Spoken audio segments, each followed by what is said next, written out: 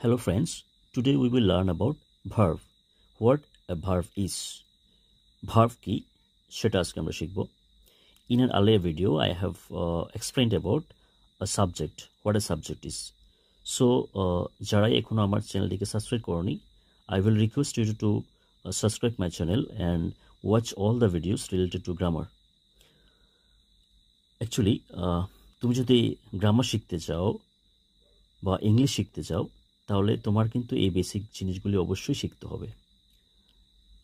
তো that's why I have started my channel with all the basic points of grammar or basic topics of grammar. So let's start today what a verb is. I have tried to explain with 2 points. দুটো পয়েন্টের মাধ্যমে আমি এখানে explain করেছি। At the first point, verb is an important part of a sentence. Verb হলো একটা সেন্টেন্সের important part. At second point, verb is a word in a sentence that means to be something, to have something or to do something. Verb হলো সেন্টেন্সে এমন একটা word, সেন্টেন্সে তো অনেকগুলি ওয়ার্ড থাকে, তো ভার্ব হলো এমন একটা ওয়ার্ড যে যে ওয়ার্ডের মাধ্যমে কোনো কিছু হওয়া বোঝাতে পারে বা কোনো কিছু থাকা বোঝাতে পারে বা কোনো কিছু করা বোঝাতে পারে। তো যে ওয়ার্ডটার মাধ্যমেই এই তিনটে মিনিংয়ের থেকে যে কোনো একটা মিনিং বোঝানো হবে সেই ওয়ার্ডটাই হবে ভার্ব।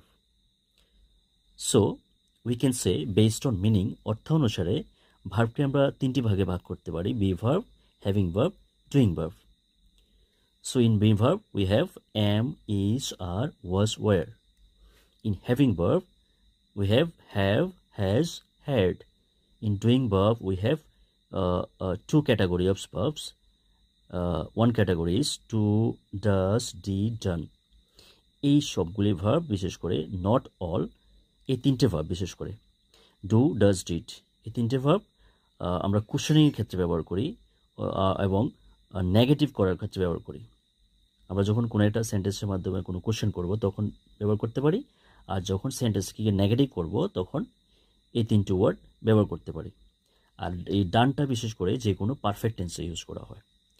তো সেকেন্ড পয়েন্টে যেটা বলা হয়েছে, যেমন রাইট, রিড, ওয়াক, সি, গো, টিচ, রান, এটাও হলো আরেকটা ক্যাটাগরি ভার্ব যেগুলো দিকে কোনো কিছু করা বোঝানো হয়। রাইট যেমন লেখা, রিড যেমন পড়া, ওয়াক যেমন হাঁটা, সি দেখা, গো যাওয়া, টিচ পড়ানো, রান দৌড়ানো। তো এগুলি দিয়ে অ্যাকচুয়ালি কোনো কিছু করা বোঝানো হয়েছে।